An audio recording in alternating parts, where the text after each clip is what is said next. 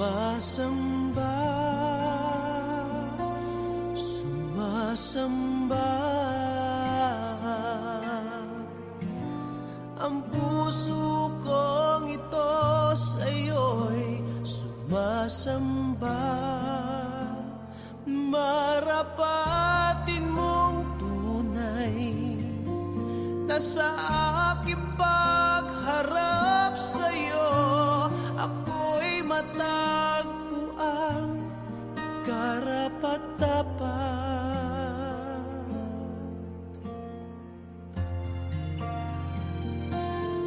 Linisin mo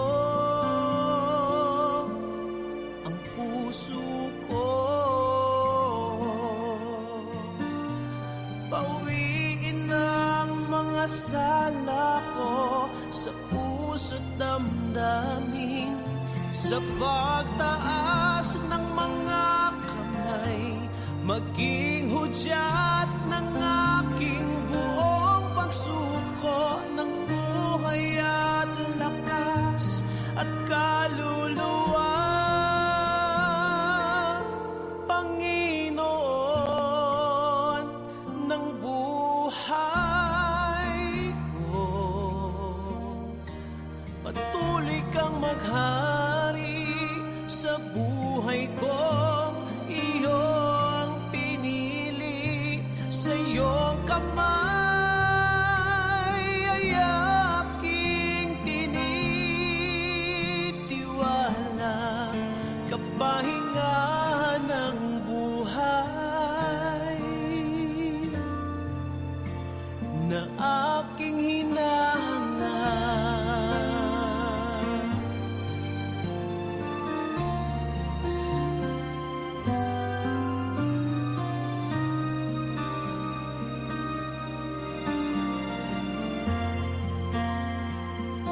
Sumasamba, sumasamba, ang puso kong ito sa'yo'y sumasamba. Marapatin mong tunay na sa aking pagharap sa'yo, ako'y matagpo ang karapat-dapat.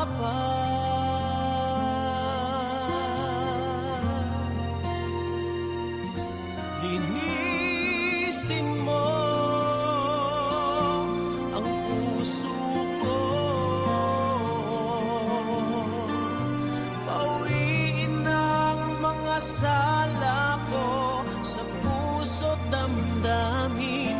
At sa pagtaas ng mga kamay, maging hudyat ng aking buong pagsuko ng buhay at lakas at kaluluwa.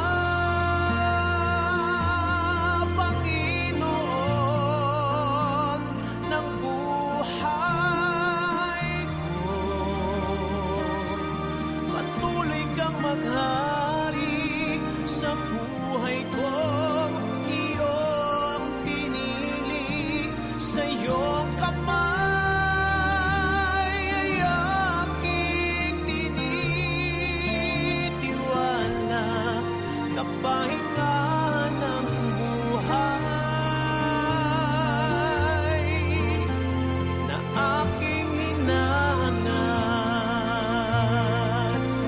Sa pagtaas ng mga kamay, maging hudyat ng aking buong pagsuko ng buhay at lakas at kaluluwa. Panginoon ng buhay ko, patuloy kang maghari sa buhay kong iyong pinili. Sa iyong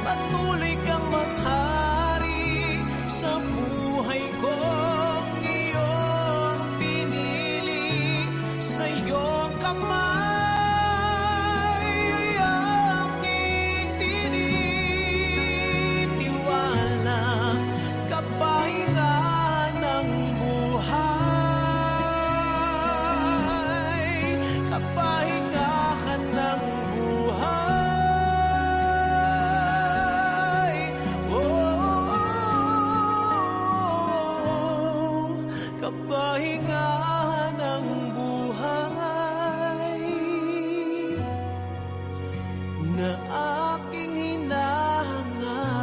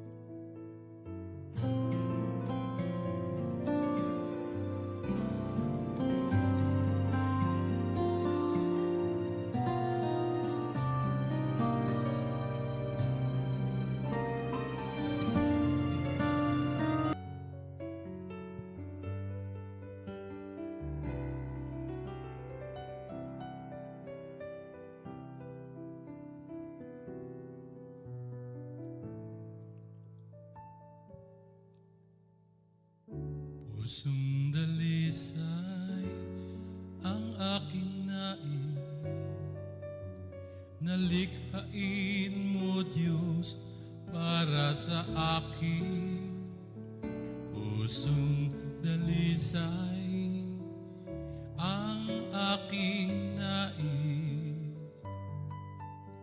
nalikhain mo Diyos para sa akin.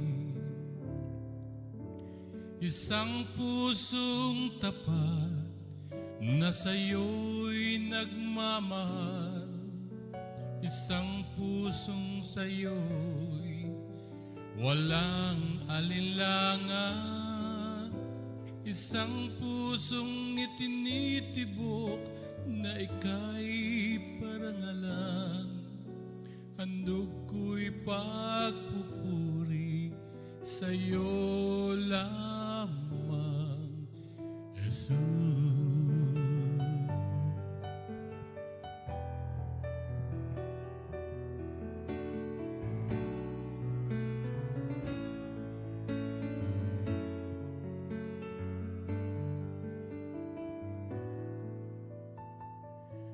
Pusong dalisay ang aking nais,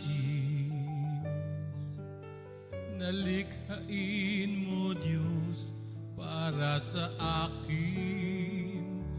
Pusong dalisay ang aking nais, nalikhain mo Diyos para sa akin. Isang pusong tapat na sa'yo'y nagmamahal, isang pusong sa'yo'y walang alinlangan, isang pusong tinitibok na ika'y parangalan. Handog ko'y pagpupuri sa'yo lamang, Jesus. Pusong dalisay ang aking nais, nalikhain mo Diyos para sa akin. Pusong dalisay ang aking nais, nalikhain mo Diyos para sa akin. Isang pusong tapat na sa'yo'y nagmamahal, isang pusong sa'yo'y walang alinlangan, isang pusong itinitibok na ika'y parangalan. Handog ko'y pagpupuri sa'yo lamang, Jesus. Handog ko sa'yo lamang, Jesus.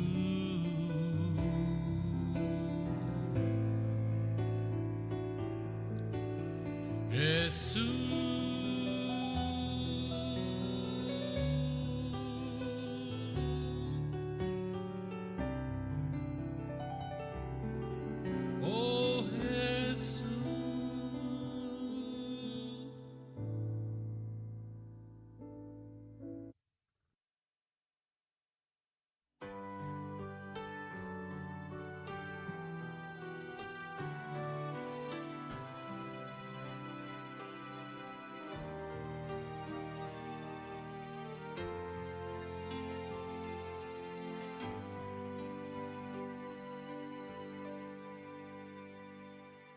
Nananabik ako sa presensya mo, muling katagpuin ang puso kong ito.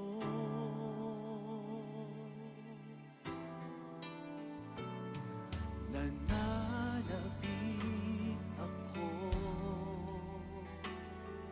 sa presensya mo, muling katagpuin ang puso kong ito. Tanging sa'yo lamang naramdaman ang tunay na ligaya, tunay na kasiyahan na pinangarap ko. Tamis ng pag-ibig na inaasam ay sa'yo naramdaman. Oh, Jesus, kailangan ko'y ikaw.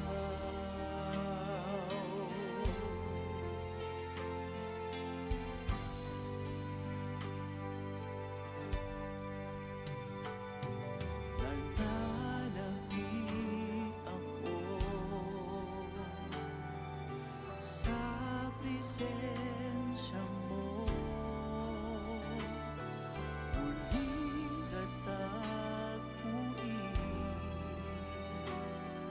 ang puso kong ito. Tanging sa'yo lamang naramdaman ang tunay na ligaya, tunay na kasiyahan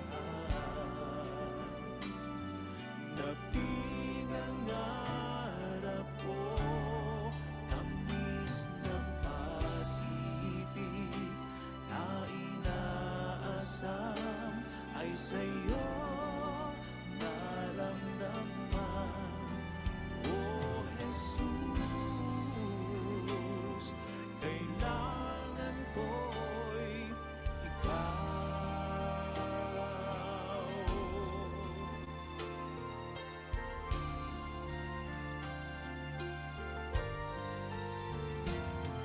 Nananabik ako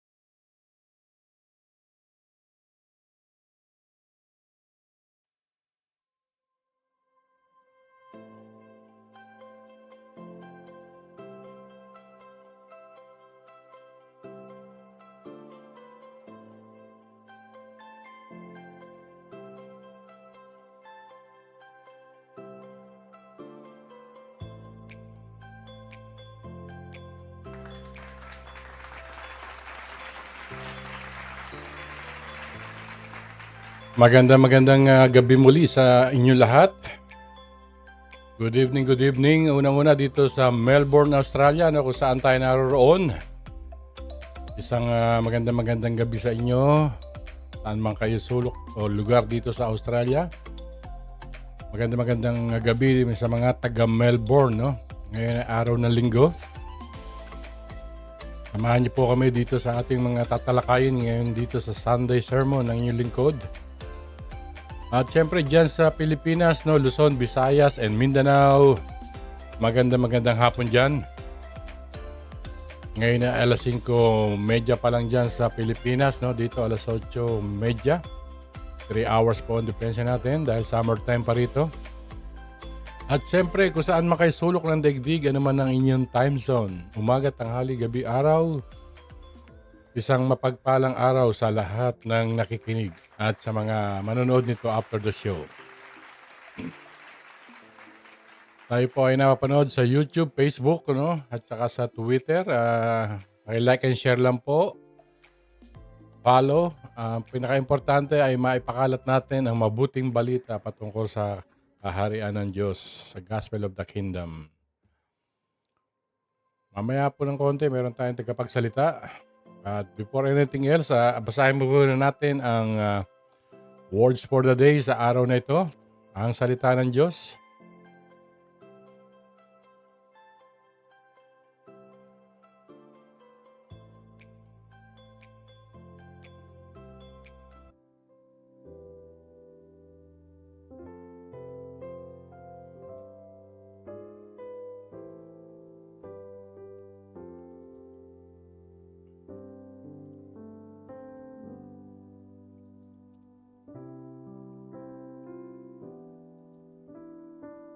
The Word of God. Let's read it in English.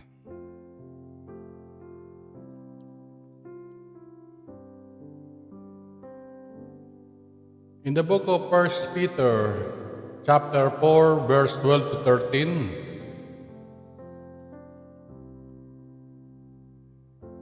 it says here, "Dear friends, don't be surprised at the fiery trials you are going through, as if something strange were happening to you. Instead, be very glad, for this trial make you partners with Christ in His suffering, so that you will have the wonderful joy of seeing His glory when it is revealed to all the world." That is the Word of God in English. Sa wikang Tagalog po, ang salita ng Diyos. Ito po ay nasusulat sa libro ng 1 Pedro, Kapitulo 4, versikulo 12 hanggang 13. At ito po ang sinasabi. Mga minamahal, huwag na kayo magtaka sa mabibigat na pagsubok na inyong dinaranas na para bang ito ay di pangkaraniwan.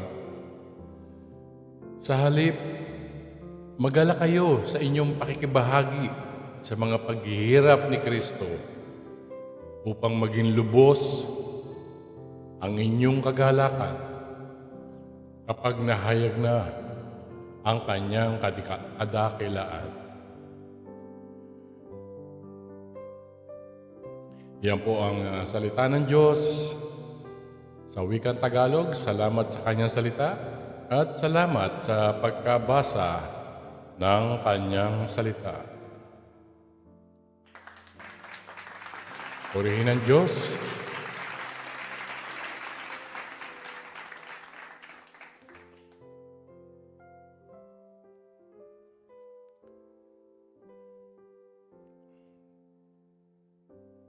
Tayo po ay manalangin.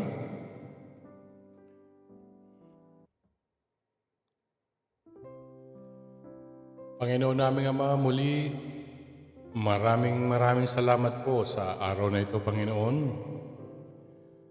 Maraming salamat sa panibagong araw sa aming buhay. Salamat, Panginoon, sa kalakasan na patuloy na pinagkakaloob mo sa amin. Salamat, Panginoon, sa mga pagpapala na binibigay mo sa amin buhay sa araw-araw. Salamat po sa pagtitiwala mo dito sa gawain na pinagkaloob mo sa amin. Salamat po sa mga oportunidad na binibigay mo, Panginoon, upang kami po ay nagiging kagamit-gamit sa iyong kaubasan. Panginoon, hinihingi po namin ang kapatawaran ang mga nagagawa namin pagkakamali. Maging sa isip man, sa salita o sa gawa. At sa mga pagkukulang namin na makasunod sa iyong kalooban. Pakalinisin mo po kami ng iyong makapangyarihan at banal na dugo upang kami po ay maging karapat-dapat sa iyong harapan. Panginoon, tinataas at tinadalangin namin sa iyo na patuloy kang kumilos sa aming kalagitnaan. Patuloy mo pong gamitin daluyan ng iyong pagpapalang espiritual ang palatuntunan na ito na pinagkatiwala mo sa amin. Tanging pangalan mo lang po, Panginoon Jesus, ang maitaas sa programang ito. At patuloy nawang malaya kang kumilos, malaya mong ipahayag ang iyong mga kapahayagan sa amin, Panginoon. Patuloy mo pong gamitin, instrumento o mensahero ang pinadala mo ritong mensahero upang maipahayag ang iyong mensahe patungkol sa iyong kaharian. Panginoon, tinataas at dinadalangin namin sa iyo na patuloy mo pong pagpalain ang aming mga hanap buhay upang maitaguyod namin ang aming pamilya at maging pagpapala po sa mga tao na nais mo idulog sa aming harapan na ayon sa iyong kapayapaan. Panginoon, tinataas at dinadalangin namin sa iyo na abutin mo po ng iyong mapagpalang kamay ang mga sumusubaybay at nakikinig sa programang ito. Ipagkaloob mo sa bawat isa, Panginoon, ang kanilang pangangailangan. At pagkaloob mo rin po, Panginoon,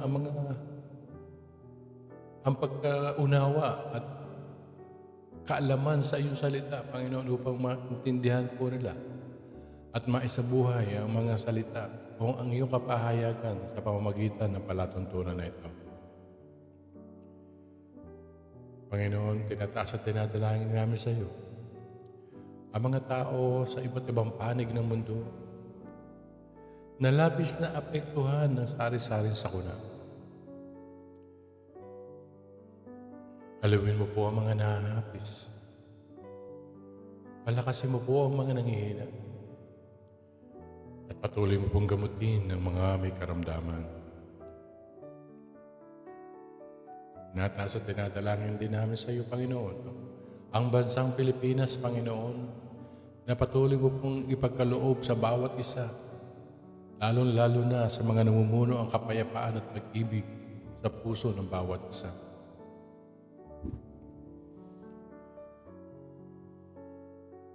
Panginoon, dalangin po namin naway sambahin ang ngalan mo ng bawat isa.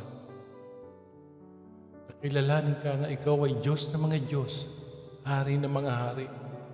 Na tunay nga na wala kaming magagawa kapag kami ay hiwalay sa iyo.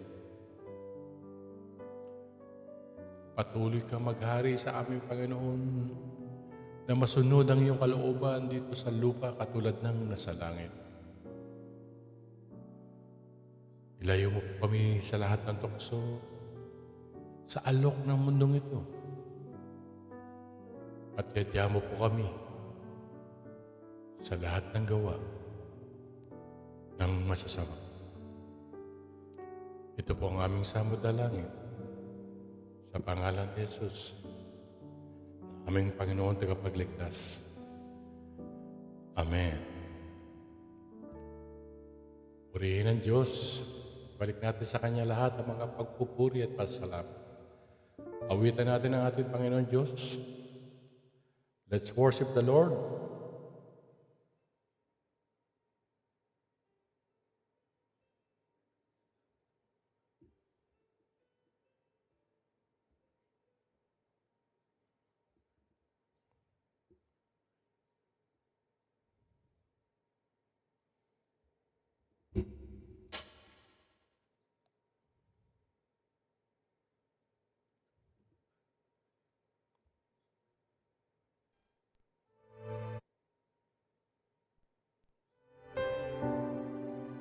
Okay, let's worship the Lord.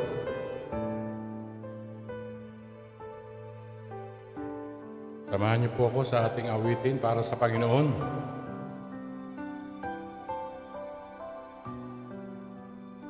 Awitin po natin ang Heart of Servant.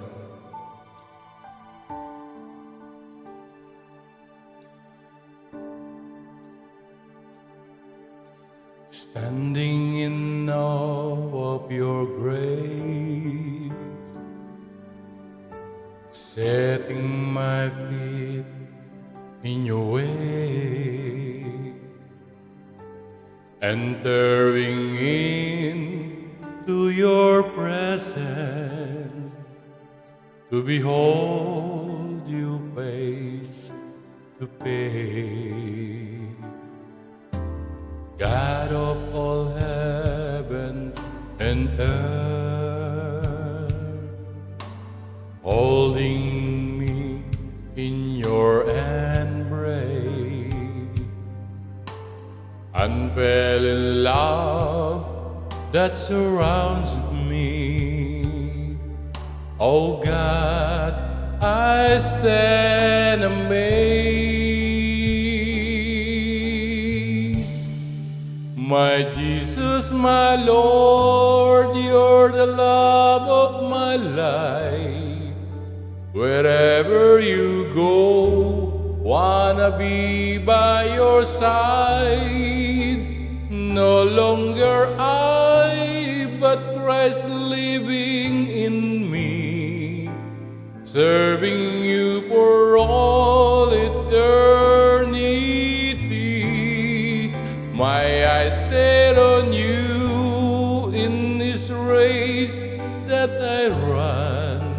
No longer my ways, let your will be done. Make me a servant, my heart ever true. Clinging to the cross, I follow you. I'll follow you.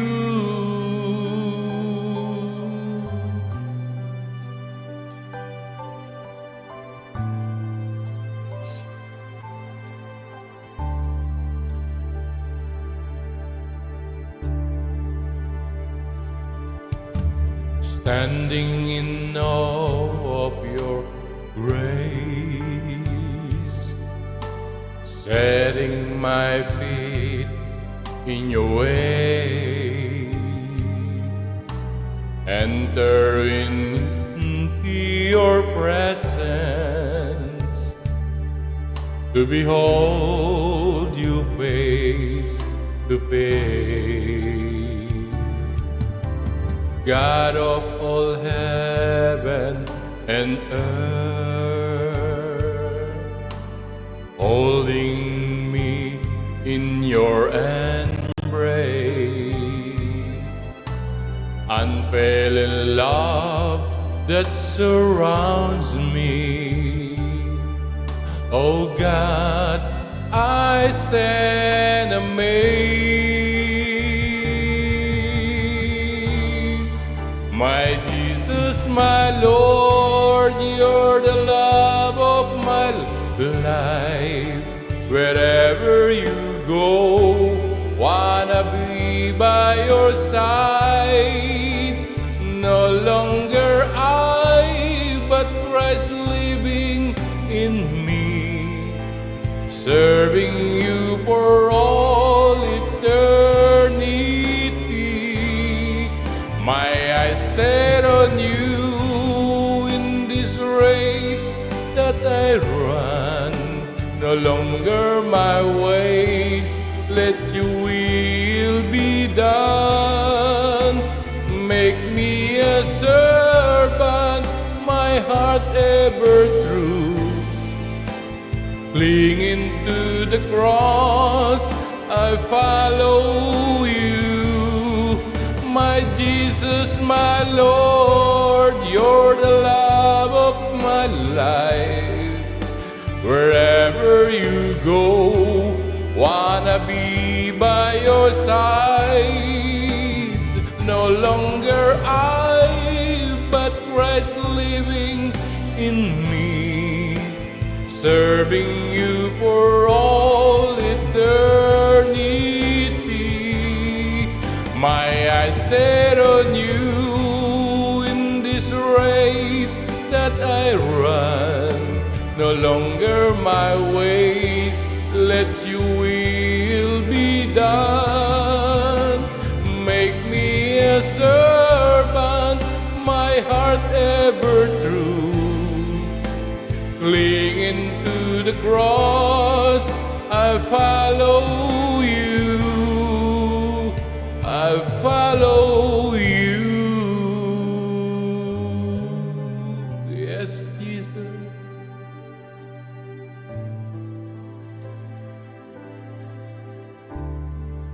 I follow you.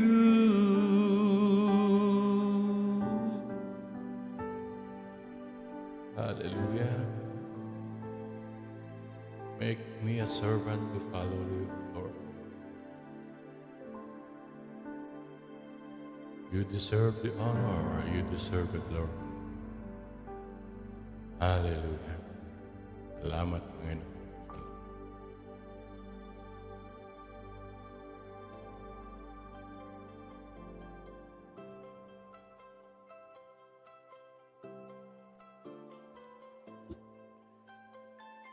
Okay, napakasarap magpuri sa ating Panginoon. At tayo po ay magtuloy-tuloy na. At sa kala.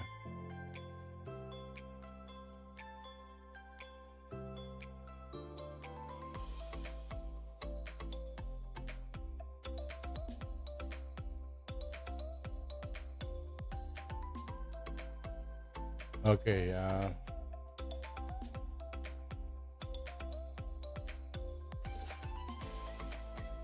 ang ating pong tatalakayin ngayon, no, ang ating tagapagsalita ay yung second part 2 ng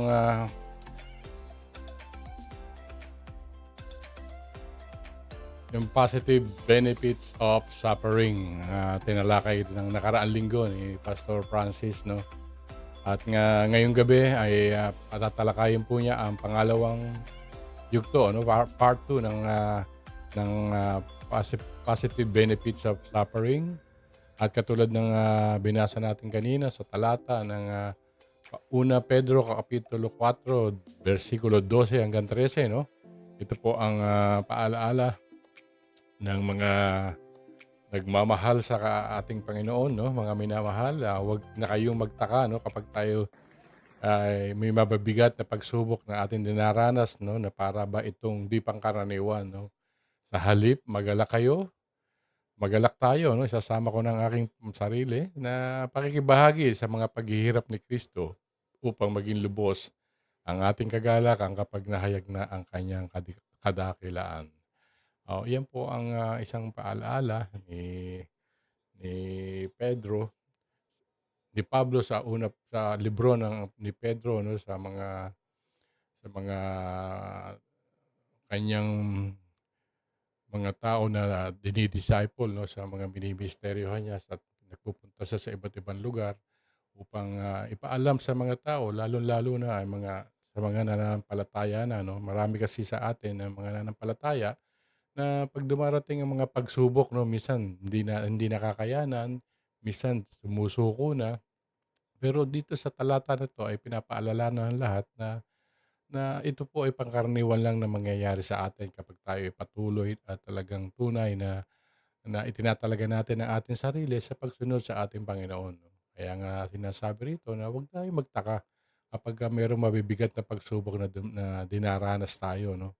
Darating at darating 'yan kapag ikaw ay tunay na sumusunod at patuloy na nagkakaroon ng tunay na relasyon sa ating Panginoon, ay daranas tayo, no. Dahil kasi ang pakikipag-isa kay Kristo ay hindi gano'n kadali, no. Sabi nga ni Kristo, "Kung nais niyong sumunod sa akin ay makipagtiis din naman kayo sa akin."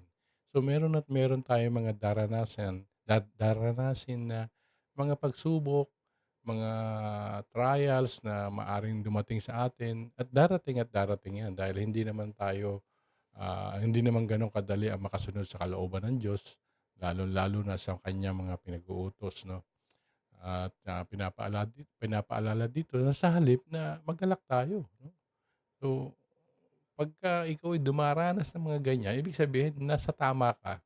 At alam mo na mangyayari 'to. Hindi po pinangako ni Jesus na kapag tayo ay sumampalataya sa kanya at sumunod sa kanya, hindi naman niya pinangako niya sa atin na magiging maganda ang takbo kaagad ng buhay natin, hindi. Ano ito, pinoproseso at, hinuhubog tayo para maging matatag ang ating pananampalataya at tayo'y magbunga sa ating paglakad bilang isang tunay na tagasunod ni Kristo, 'no. Sabi nga dito, magalak tayo kapag tayo, sa halip magalak tayo sa mga dinaranas nating paghihirap. Ito yung mga hindi pangkaraniwan at, sa ating pakikipagbahagi sa paghihirap ni Kristo upang maging lubos ang ating kagalakan kapag nahayag na ang kanyang kadakilaan. Kaya sa gabing ito ay hayaan niyo po na ating pakinggan ang pangalawang yugto ng, talata na 'to, itong the positive benefit of suffering na ating mapapakinggan sa ating tagapagsalita na si Pastor Francis Ryan Coronel ng My Hiding Place Ministries International. Pakinggan po natin.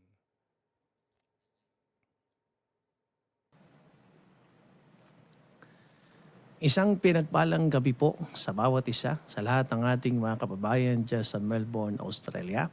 Isang karangalan po para sa akin nang muli ay makapagbahagi ng salita ng ating Panginoon.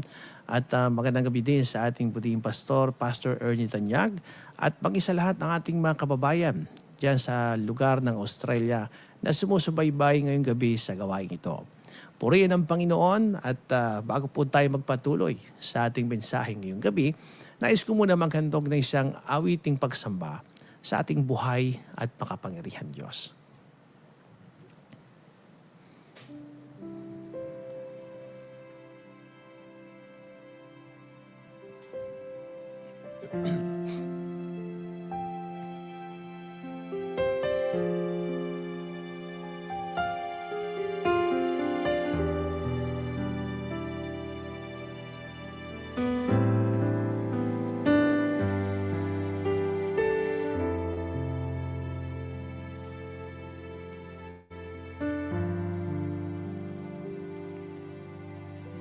Anumang panahon, ako'y magpupuri sa lahat ng sitwasyon.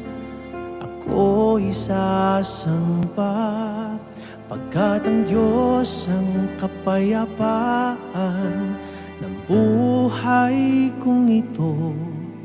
Sa lahat ng sitwasyon, magpupuri ako. Ang Diyos ang kalakasan ko, dahil sa Kanya ako'y nakapagpapatuloy. Binibigyan ng kalakasan, masunod ang Kaniyang kalooban.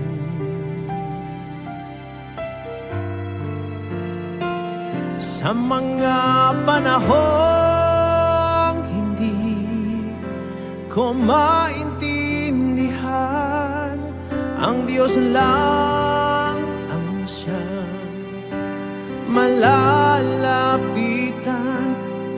Sa iyong salita ako'y lumalakas,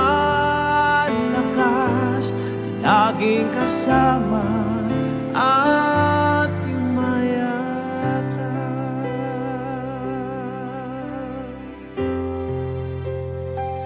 Sa mga pighati at kalungkutan, siya siyang malalapitan sa pagsubok o problema. Mananatiling nagtitiwala pagkat ang Diyos ang lumikha ng buhay kong ito. Dahil sa Kanya panatag ako. Ang Diyos ang kalakasan ko. Dahil sa Kanya ako'y nakapagpapatuloy. Binibigyan ng kagalakang masunod ang Kaniyang kalooban.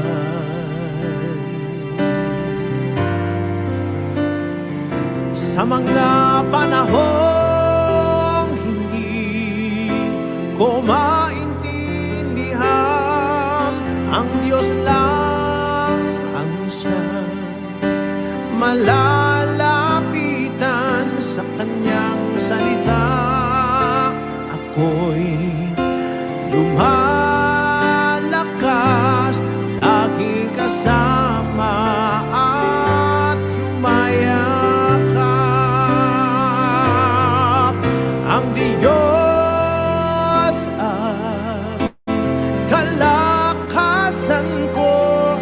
Dahil sa Kanya ako'y nakapagpapatuloy. Binibigyan ng kagalakang masunod ang Kaniyang kalooban.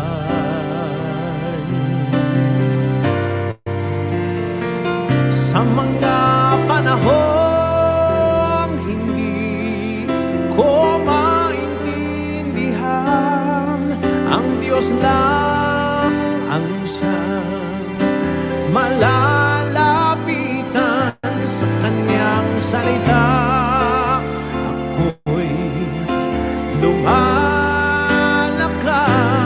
laging kasama at yumayakap.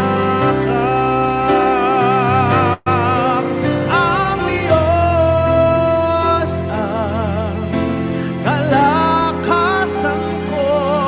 Dahil sa Kanya ako'y makapagpapatuloy. Binibigyan ng kagalakang masunod ang Kaniyang kalooban.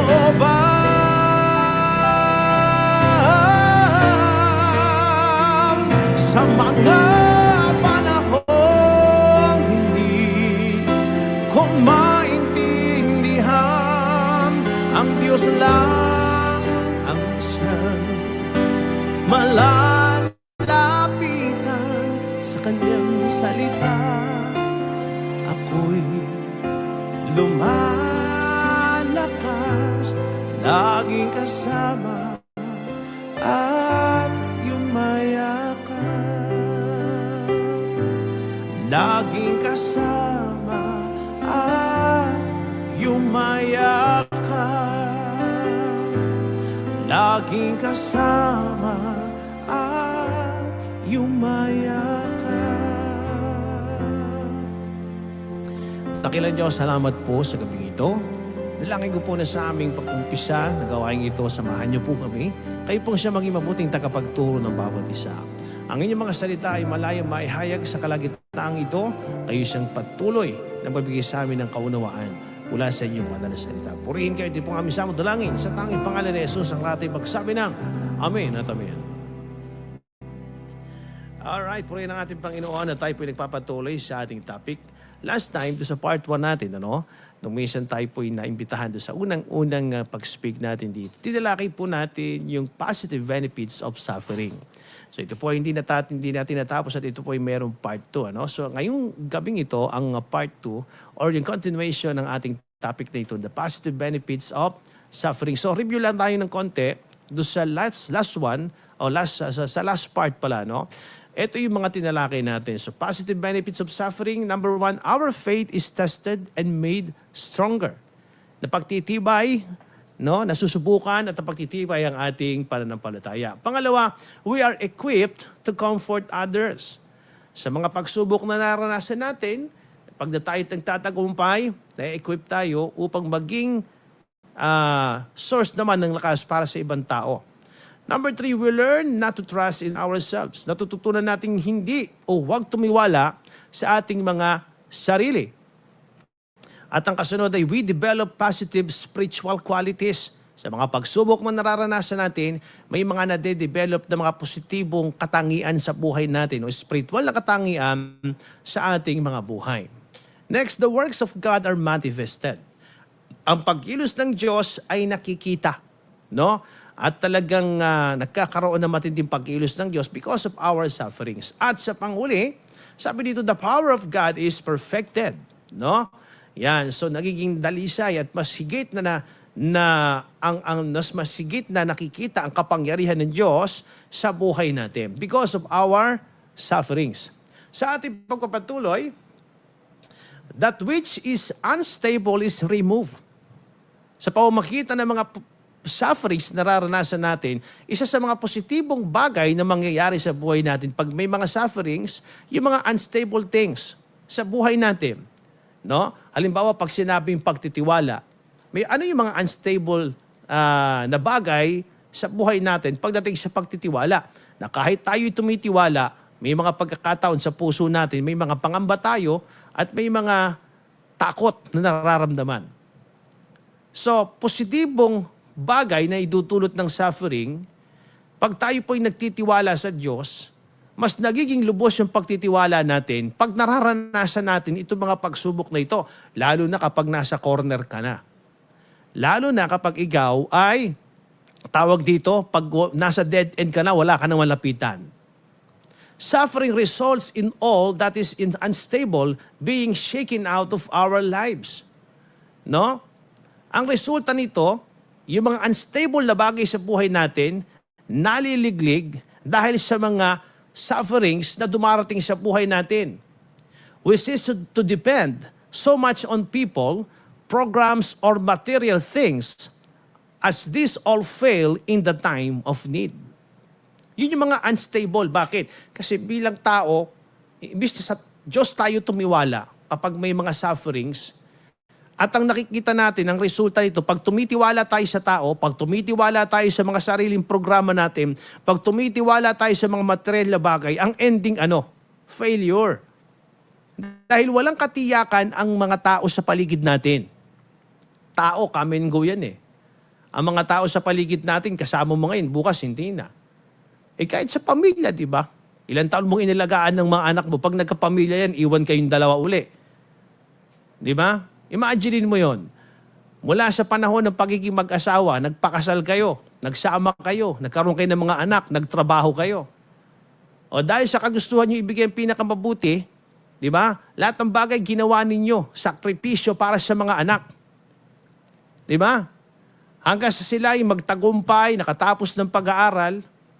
Ngayon, pag alis ng inyong mga anak at nagkaroon ng kanya-kanyang pamilya, dalawa na lang kayo may iwan sa bahay. Papasok ngayon yung awkward situation. Bakit? Dahil sa mga panahon, ilang panahon at dekadang lumipas sa buhay ninyo, naging busy kayo sa pamilya, yung intimacy na inyong relationship nawala. Bakit? Na-focus sa mga anak. Kaya nung panahon na kayong dalawa na lang ang magkasama, para kayong mga estranghero uli sa isa't isa. Awkward situation. Parang bumabalik kayo sa dati na parang hindi kayo magkakilala. Para bagang hindi kayo magkaano-ano. Hindi ko nila lahat pero karamihan ganun eh. Kaya, hindi ka pwedeng tumiwala sa tao. Hindi ka rin pwedeng tumiwala sa programa. Na yung programang pinoprogram ng tao ay nakaprogram depende sa sitwasyon na kinalalagyan natin. Ang sitwasyon nagbabago. Di ba? Walang permanenteng sitwasyon nagbabago. So dahil may pagbabago sa sitwasyon, hindi ka pwedeng tumiwala sa programang ginawa ng tao dahil hindi na siya akma sa sitwasyon o kasalukuyang sitwasyon. Di ba? Yung dating programa ng pamahalaan, effective ba sa kasalukuyang sitwasyon ng bansa? Hindi. Di ba? At hindi ka pwedeng tumiwala din sa mga material na bagay. Bakit?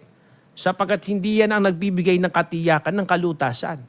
Sa halip, inaalaw ng Lord ang mga suffering para ligligin tayo upang yung mga bagay sa buhay natin na unstable, mga wala at maalis. Huwag tayong matutong tumiwala sa tao at material na bagay at programa ng tao, sa halip dumepende tayo sa Diyos. So, pinapahintulutan ng Diyos ang lahat ng ito. God permits, number one, the removal of those things that are being shaken. As of these things that are made, that the things which cannot be shaken may remain. Hebrews chapter 12:27. Tingnan natin. Hebrews 12:27. Tingnan niyo po ito Hebrews 12:27. Yan. Ang katagang minsan pa ay nagpapahiwatig na aalisin ng Diyos ang lahat ng nilikha niya na nayayanig para manatili ang mga bagay na hindi nayayanig. During the storms of life, sa mga bagyong dumarating sa buhay natin, everything crumbles that is not built upon God and His Word. Yung mga bagay na hindi nilikha, o hindi galing sa Diyos, o hindi galing sa Kanyang mga salita, lahat yan masisira.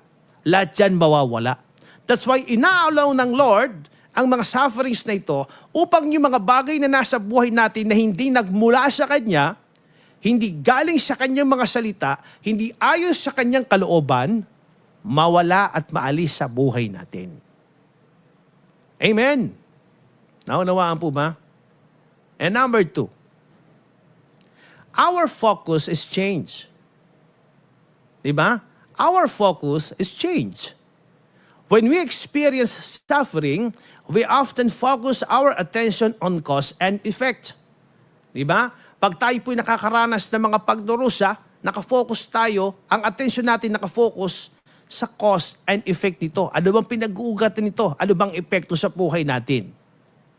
We are concerned with what caused the difficult circumstances and the therefore effect it is having in our lives. Nakafocus tayo saan?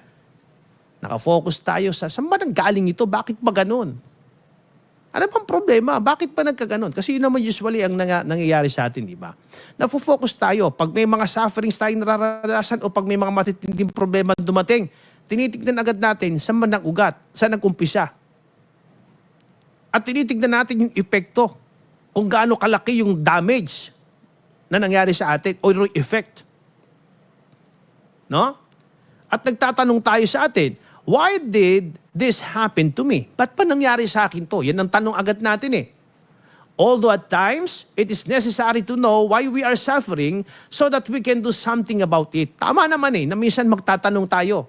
Tama rin naman talagang itanong. Para alam mo kung anong problema, anong nangyari, ano ang pinag-ugatan. Tama naman yun wala naman masama dun Di ba? Often we are occupied with self-pity and insult arising from a mind that says, pain had no right to touch me. Di ba? Minsan ano nangyayari sa atin mga kapatid? Nagsa-self-pity tayo. Di ba? Nakikita natin yung awa natin sa sarili natin. Yun ang nagiging focus natin. Pero gamit ang mga pagdurusang ito, God wants to change our focus from our own self-centered needs, pains, problems, and desires to an understanding of and a commitment to the eternal. Inaalaw ng Lord yun, bakit? Para magbago tayo ng ating pananaw.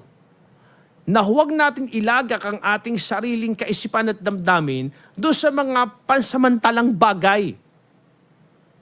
Amen? Sa mga self-centered needs. Maalis ang focus natin sa mga sakit ng damdamin at kaisipan. Kaya minsan, di ba, pag may problema, ano nangyari? Lugmok na lugmok. Di ba? Minsan, kahit may pag-asa pa, wala nang pag-asa. Kahit may solusyon, ayaw nang gumalaw. Huwag tayong mag-focus sa problema. Amen? Ano bang sabi ng 2 Corinthians 4:17 to 18? 2 Corinthians 4:17 to 18. Sapagkat ang mga paghihirap na dinaranas namin sa mundong ito ay panandalian lamang. At hindi naman ganong mabigat. Si Pablo nagsasalita dito. Hindi daw gaano mabigat. Para kay Apostol Pablo, yung minsan ay mawalan ka ng pag-asang mabuhay, hindi yun mabigat kay Apostol Pablo. Yung nagdarana siya ng hirap at pagtitiis, sa kagutuman man at kauhawan, sa mga persecutions, sa bingit ng kamatayan, para kay Apostol Pablo, hindi gaano mabigat yun. Chicken lang pala sa kanya. Amen? Amen? Nakukuha natin yung point. Pag binasa nyo ang mga sulat ni Pablo, makikita nyo lahat ng hirap na naranasan niya. At may nasabi pa nga siya doon na minsan nawala na silang pag-asang mabuhay pa. Sa tingin nyo ba naging madali kay Apostol Pablo ang pagsunod at paglilingkod sa Diyos? Hindi. Pero para sa kanya, sabi dito ni Pablo, panandalian lang naman yan. At hindi naman gaanong mabigat. Grabe, di ba? At dahil sa aming mga paghihirap, may inihahandang gantimpala ang Diyos para sa amin na mananatili magpakailanman at hindi mapapantayan. Wow! Amen! Yun ang nais ng Diyos. Huwag tayo mag-focus sa kasalukuyang sitwasyon, kundi mag-focus tayo sa mga bagay na kaganapan sa hinaharap. At anong sabi po dito? May mga inihandang gantimpala ang Diyos at doon tayo mag-focus. Amen? Balik mo yung talata. Gantimpala na galing sa Diyos na mananatili magpakailanman at walang sino man o anuman ang makapapantay. Kaya inaalaw ng Lord ang sufferings para huwag ma-focus ang isip mo sa mga bagay na panandalian. Ipinakikita ng Diyos na yung mga bagay na meron ka ngayon, walang kwenta. Panandalian. Hindi pag-uugatan ng seguridad sa buhay. Hindi siya pang eternal. Pansamantala sasaya ka sa mga bagay na meron ka, pero hindi nagbibigay ng assurance na mananatili kang masaya dyan. At hindi magbibigay ng tunay na satisfaction sa buhay natin. Kundi sa pamamagitan ng suffering ay inaalaw ng Lord na ma-divert ang ating focus sa mga bagay na hindi pang mundo, kundi mga bagay na panlangit. Inaalaw ng Lord na mag-suffer ka sa kaunting pagkakataon para ipaunawa sa iyo na yung mga bagay na meron ka, hindi pinag-uugatan ng satisfaction. At sa pamamagitan niya na hanapin mo ang tunay na pinag-uugatan ng satisfaction, walang iba kundi ang ating Diyos.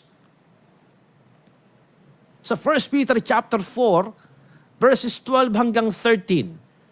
1 Peter 4:12 hanggang 13.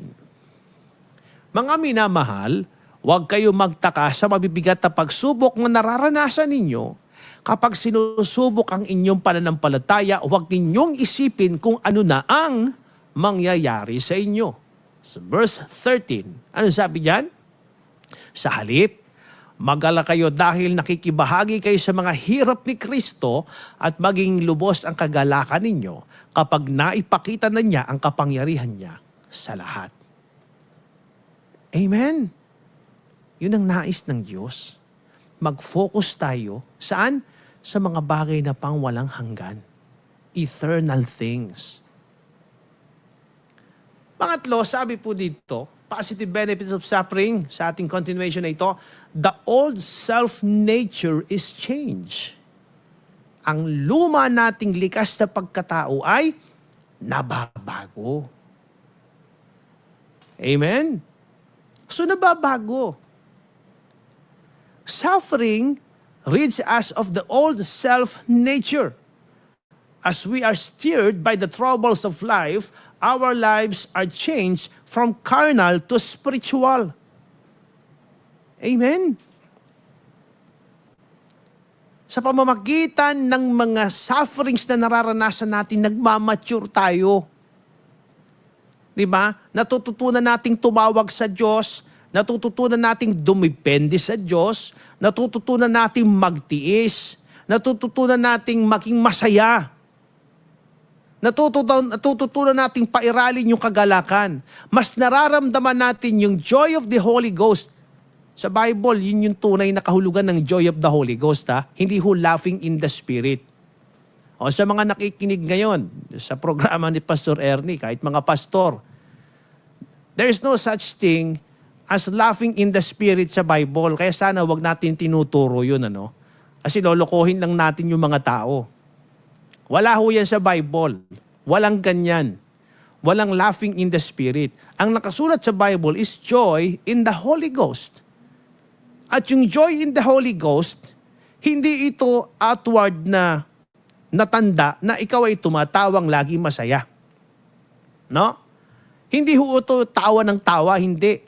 Pag sinabing joy in the Holy Ghost, dumaranas ka na mabibigat na sitwasyon, pero yung kagalakan nananatili sa panloob mong pagkatao ay hindi kayang gibain ng mabibigat na sitwasyon na dumaraan sa buhay mo. Ibig sabihin, may mga mahihirap na sitwasyon, pero ang puso mo ay punong-puno ng kagalakan sa pagsunod sa kalooban ng Diyos. Na yung kagalakan yun ang tumutulong sa iyo to overcome at matiis, to endure those negative situations and circumstances na pinagdadaanan mo. Amen? So yun po yun. So the old self-nature is changed. Yung luma nating pagkatao na babago. From carnal to spiritual. Diba? Dati konting problema, reklamo ka ng reklamo. Pero dahil sa paulit-ulit na testing, natutunan mo ng magtagumpay. Natutunan mong lumakas at tumiwala ng totoo sa Diyos. Natutunan mong lagi magtanong sa Panginoon. Dahil lagi ka sumasablay, natututo ka ng tumiwala sa Panginoon. Dati pa rumble-rumble lang ang desisyon mo. Dati pa wardi-wardi lang ang mga pagkilos mo. Pero nung ikaw ay dumanas ng mga matitinding suffering, natutunan mong ipagtiwala o iuna munang ipagtiwala sa Diyos ang mga desisyon mo sa buhay. Humantong sa buhay mo ang salitang, trust in the Lord with all your heart and lean not on your own understanding. In all your ways acknowledge Him. Natutunan mo siya ngayon. Dahil sa paulit-ulit na sitwasyon na hindi ka nagtatagumpay, but one time, nang sinubukan mong tumiwala sa Diyos, yun ang nagbago ng pananaw mo sa buhay. Nagkaroon ka ng spiritual maturity because of suffering. At maraming mga Kristiyanong nag-mature dahil sa mga naranasan nilang matitinding pagsubok sa buhay. Nagmamature ka spiritually, nag-grow ka, lumalakas ka, tumatatag ka bilang isang Kristiyano. Kaya sabi po dito, suffering rids us of the old self-nature. Amen po ba? So next, we are prepared for ministry. Diba? We are prepared for ministry. Yung mga hirap na nararanasan natin, yung mga proseso na yan na pinagdadaanan natin is a preparation sa mga magagandang bagay na gagawin ng Diyos. Minsan nagtataka tayo, bakit ba lagi na lang ganito? Bakit ba lagi na lang ito yung nararanasan ko? But at the end of the day, magugulat ka. Mapapasabi ka na lang na kaya naman pala. Kaya pala ganun. Kasi dun mo marirealize, pagdating ng isang araw, marirealize mo kung bakit mo naranasan yung mga paghihirap na yon. Kasi dun ka pala gagamitin ng Panginoon. So pinoproseso ka ng Panginoon sa ganong klase ng sitwasyon upang tumibay ka, tumatag at matuto ng lubusan. Nang sa gayon, maging effective ka sa kung saan ka gagamitin ng Panginoon. Yung palang mga karanasan mong hirap sa ministry is a preparation, yung pala ay paghuhubog sa iyo ng Diyos, a preparation sa hinaharap na pagkakagamit sa iyo ng Panginoon. We have asked God to use us. Tinatanong natin sa Diyos o humihiling tayo sa Diyos, sinasabi natin sa Diyos na, Lord, gamitin mo ko. We desire to be more like Jesus and have prayed to be chosen vessel for His use. Di ba? Dinidesire natin na maging kawangis tayo ng ating Panginoong Yesus at nananalangin tayo na tayo po ay piliin ng Diyos na maging daluyan ng kanyang pagkakagamit. Sometimes God answers our prayers through suffering. Minsan, tinutugon ng Diyos itong mga pagdulog natin ito sa pamamagitan ng mga suffering. Bakit? Isaiah 48:10. Ano sabi po dyan? Isaiah 48:10. Sabi dyan, lilinisin ko kayo, pero hindi katulad ng paglilinis sa pilak. Dahil lilinisin ko kayo sa pamamagitan ng paghihirap. Wow. Amen? It is through afflictions that we move beyond the calling as a child of God to become chosen of God. Sa pamamagitan pala ng mga afflictions na ito. No? Ginagamit niya itong mga afflictions na ito para gawin at isakatuparan ang pagkakatawag niya sa atin. So, isang kaparaanan ng Diyos ito upang tuparin at lubusin yung pagkakatawag niya sa atin. Pinadadaan niya tayo sa mga afflictions. Pinadadaan niya tayo sa apoy. Pinadadaan niya tayo sa mabibigat na proseso. Dahil pag mabibigat ang proseso, matindi rin ang pagkakagamit sa iyo ng Diyos. Affliction according to the will of God. No? Pagdating sa kalooban ng Diyos, pagdating sa, kumaga sa side ng Panginoon, sa kanyang point of view, para sa kanya, pag ang pinag-uusapan natin ay ang point of view ng Panginoon, ang affliction, no, refines us for His use, just as metals are refined and purified in the furnace. Di ba? Pag ang pinag-uusapan natin ay kalooban ng Diyos, yung affliction na tinutukoy dito, ang siyang sumusubok at nagpapadalisay sa atin bilang isang manggagawa ng Panginoon. Nire-refine tayo hanggang sa lumabas ang pinaka-pure na tayo. Yung talagang tayo na ayon sa kanyang disenyo, according to His purpose. Yun ang reason ng ating Panginoon. That's why God actually prepares us through suffering to wage warfare against the enemy. Amen. Next, we are prepared to reign with Christ. Sabi ng 2 Timothy chapter 2 verse 12. 2 Timothy chapter 2 verse 12. Kung magtitiis tayo, maghahari rin tayong kasama niya. Kung itatakwil natin siya, itatakwil din niya tayo. If we endure, we shall also reign with Him. So sufferings na nararanasan natin sa buhay na ito is a preparation to reign with Christ. Amen? Ano pa? Positive benefits of suffering. We receive spiritual blessings. Tumatanggap din tayo ng mga spiritual na pagpapala. Sabi niyang Matthew chapter 5 verses 10 hanggang 12. Mapalad ang mga dumaranas ng pag-uusig dahil sa pagsunod nila sa kalooban ng Diyos. Dahil makakasama sila sa kaharian ng Diyos. Mapalad kayo kung dahil sa pagsunod nyo sa akin ay iniinsulto kayo, inuusig at pinaparatangan ng masama. Ganoon din ang ginawa nila sa mga propeta noong una, kaya magalak kayo dahil malaki ang gantimpala ninyo sa langit. Amen? Sufferings na nararanasan natin ay may dalang biyaya at pagpapala mula sa Diyos.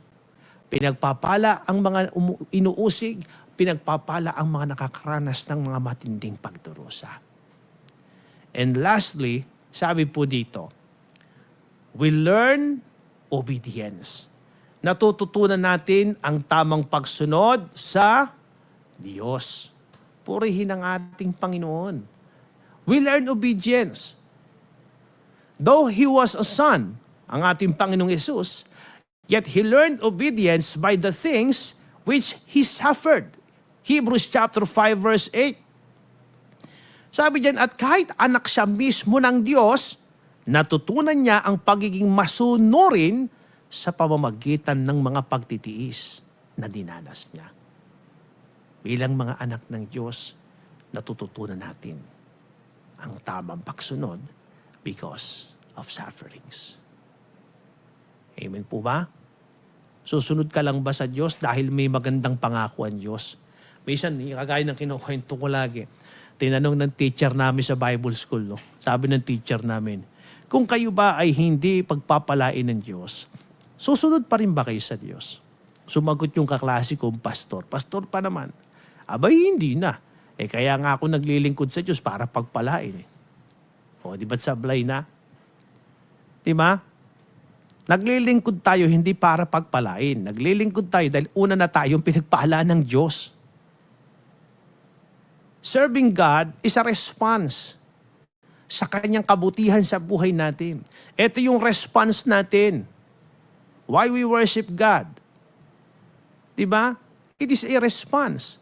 Pagtugon ito sa Diyos. At bahagi ito ng ating pagsamba. Ang alin? Obedience. Hindi mo po pwedeng sabihin you worship God in spirit and in truth na hindi ka naman sumusunod sa kalooban ng Diyos. Kasi nungalingan yan. Di yan totoo.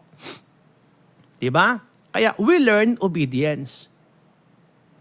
Sa pamamagitan ng mga pagdurusa at kahirapan, nararanasan natin, natututunan natin ang sumunod ng totoo sa Diyos. Purihin ang Panginoon.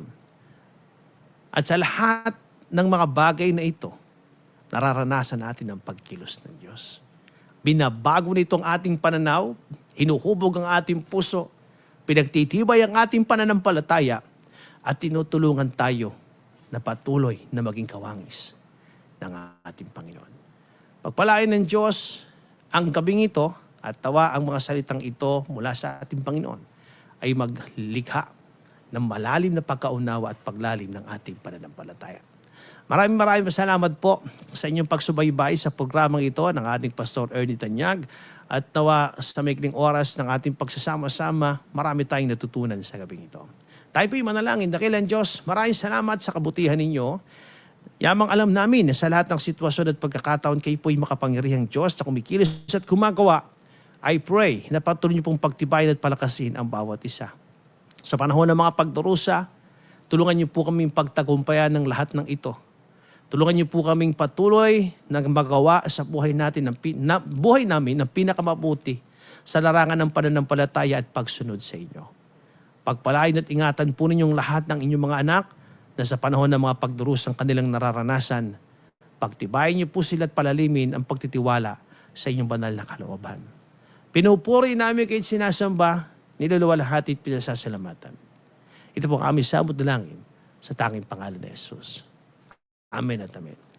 Maraming salamat po sa inyo at sa ngalan natin kasama sa ating programang ito sa ating dito sa Pilipinas, My Hiding Place TV and then My Hiding Place Ministries International Incorporated. Sa ngalan natin kasama, John Briggs Valparaiso, ito po yung lingkod, Pastor Francis Coronel. God bless you all and to God be the glory.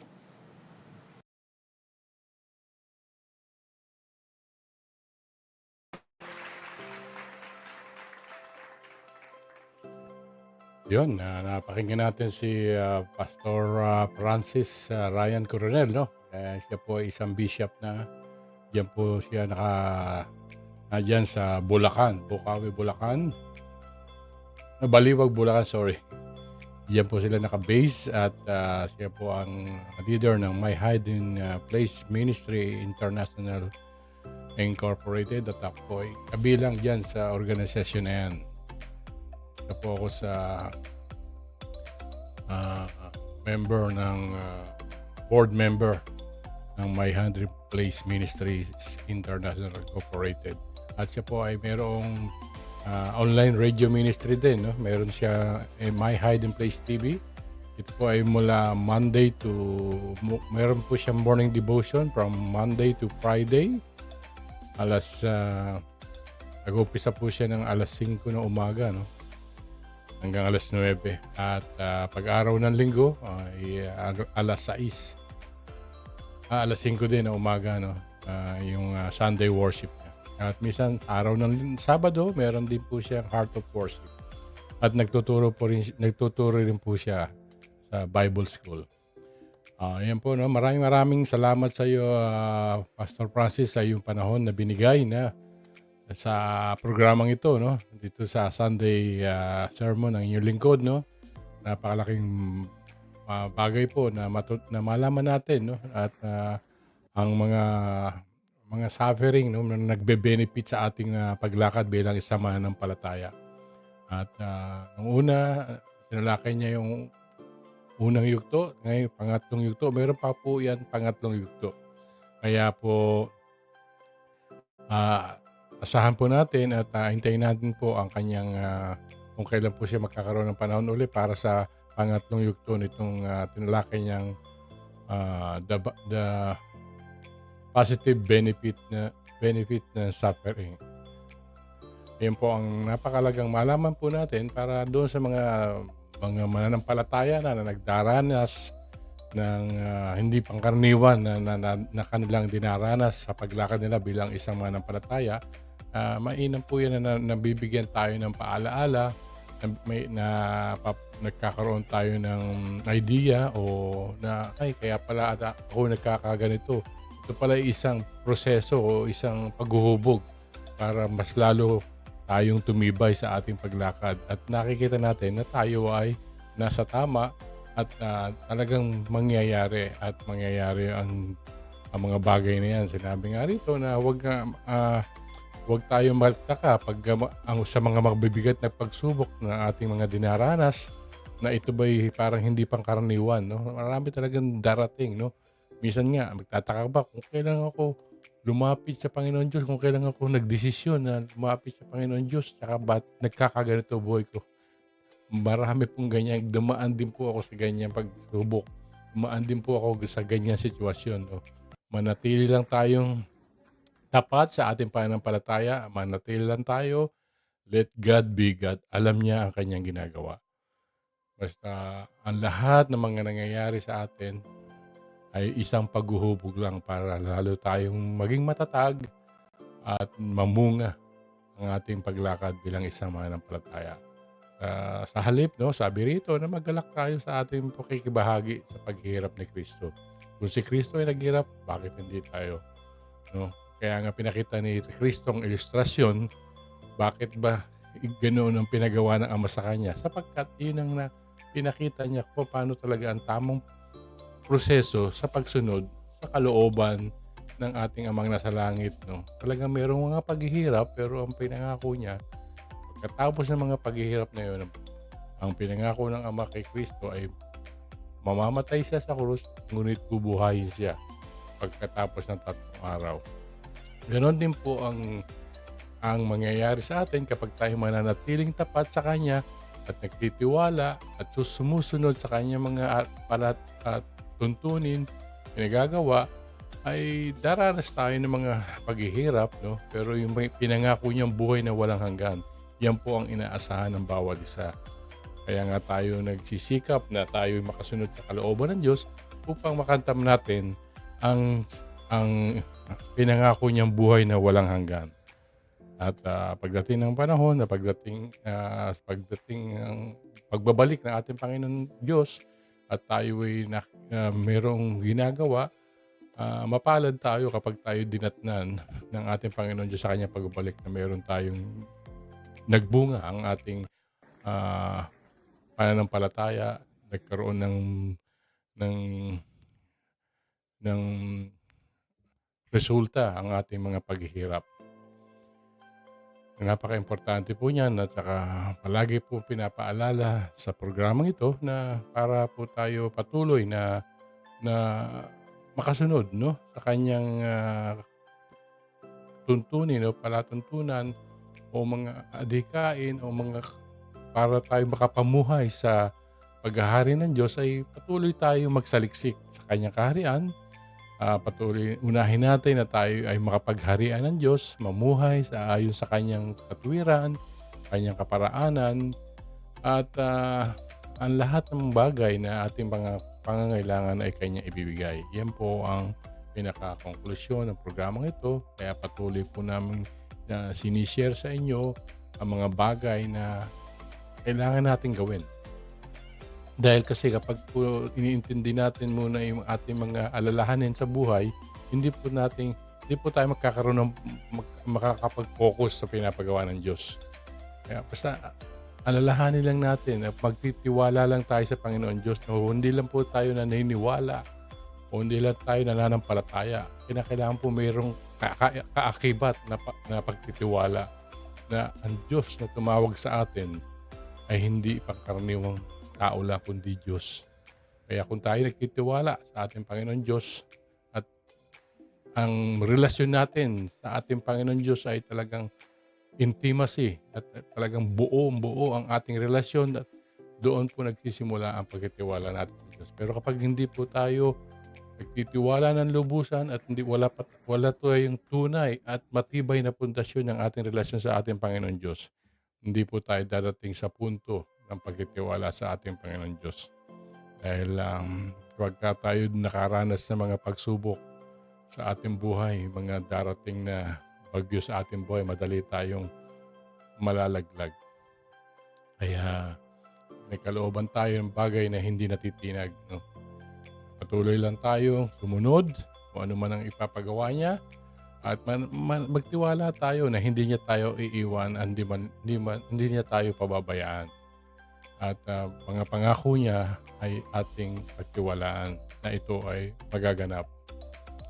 So sa gabing ito, no, at ako po ay nagpapasalamat sa mga nakinig at sumubaybay sa programa nito at sa mga makikinig nito after the program na umasa po kami na kayo po ay napagpala na bless sa mga mensahe na ating narinig mula kay Pastor Francis, no, Brian Coronel at abangan po natin ang pangatlong yugto ng kanyang tinatalakay. Ganun pa man, sa gabing ito, nais ko pong pasalamatan at i-appreciate yung mga nadito na sina Meredith Rodriguez, no, watching from Taiwan. Meredith Rodriguez, good morning, gabi na po rito. Good evening po sa inyo, Meredith Rodriguez. At si Agnes Tanyag, no, ang aking may bahay. Have a blessed Sunday to everyone. At si baliktad na naman pangalan nito, si Ruth. Si Ruth Naba. Blessed Sunday po sa lahat. Ayun, sabi ni Meredith Rodriguez, Amen. At dito sa mga silent viewer natin, si Lingad, Armando Naba, si Pastor Berhilio. Pastor Bir, magandang gabi sa iyo. At sina Edgar Paraiso, Eric Tanyag, Edgardo Tanyag, sino pa ba yung narito? Na Yolanda Emino. Okay. Sino pa ba? Natabo na ng iba. Okay. Yan. Siyempre, huwag natin kalimutan batiin nga pala yung mga nagdiwa ng kaarawan. No? Baka mamaya batiin pa ng iba. Tayo na yung bumati. Binabati natin ng maligayang pagsilang, maligayang kaarawan, ang mga nagdiwang ng kaarawan ngayong linggong to, no? Binabati natin mga nagdiwang ngayong araw na to, batiin natin si Javier, no? Nasa Bicol po yan, si Javier Regala. Happy birthday sa iyo, Javier. Si Marites Lyson, happy birthday. Si Gemma Ocol, na dyan yan sa Tipas, Taguig. Happy birthday. At yung mga nagdiwang kahapon, no, binabati na rin natin yung mga nagdiwang kahapon na Alice Arellano. Maring Alice, happy birthday. Nandiyan yan sa USA. At si Kat Roque, ang ating pinsan, si Kat Roque. Happy birthday sa iyo, Kat. Nandiyan yan sa San Pedro, Laguna. At si Edgardo Esguera, ito ay narito sa Canada. Alam ko nasa Canada to si Edgardo Esguera. Cecilia Malibiran Flores, ang taga Bataan, Santa Rosa, Pilar, Bataan. Happy birthday.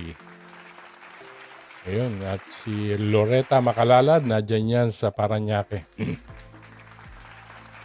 Si Enriquez Rose, happy birthday. At batiin na rin natin ang mga magdiriwa ng kaarawan bukas. Siyempre, walang iba kundi ang aking kapatid, bunsong namin kapatid na konsehal dyan sa Ibayo Tipas, si Eric Tanyag. Happy birthday sa'yo, Eric. At syempre, sa darating na Martes naman ay si Armando Nava. Happy birthday sa'yo, Manding. Ha? Happy birthday. Yan po. At yung iba, batiin natin sa bago magana na lang. Ang ganda. Si Victoria Manalo Alincastre. Happy birthday. Si Vicky, sumalangit po ang kanya kaluluwa. Okay, yung mga magbe-birthday sa Friday, batiin na lang natin yan sa Sunday, no? Okay, maraming salamat po muli sa inyong lahat at salamat po sa inyong pakikinig at pag-antabay ngayong gabi, no? Naway kayo po ay napagpala ng mga mensahe o salita ng Diyos na ating napakinggan mula kay Pastor Francis Ryan Coronel ng My Hidden Praise Ministry International. At siyempre samahan niyo po ako bukas, araw ng Lunes, no, sa ating morning devotion. Lunes, Miyerkules at Biyernes po ang aking morning devotion, no? Alas 7 po ng umaga. Yan dito sa Melbourne at siyempre dyan sa Pilipinas maaga pa masyado, no? At antabayanan niyo po ang ating mga talakayan patungkol sa kaharian ng Diyos, Gospel of the Kingdom Ministry. Okay, muli, magandang gabi po sa inyo lahat. At palagi ko pong pinapaalala sa lahat na hindi lang sa pagkain nabubuhay ang tao, hindi lang sa tinapay nabubuhay ang tao, kundi sa mga salita na nagmumula sa bibig ng Panginoon Diyos. Umasa po tayo na mas mahalaga na tayo ay magkaroon ng lakas na pananampalataya at matibay na pananampalataya upang makamit natin ang pinangako ng Diyos na buhay na walang hanggan. At muli, isang magandang gabi sa inyo lahat. Ako po ang inyong lingkod, si Brother Ernie Tanyag, na magsasabing magandang gabi sa inyo lahat. Pagpalain po kayo ng poong may kapal, and to God be all the glory. Maraming salamat po. Hanggang sa muli. Kita tayo bukas.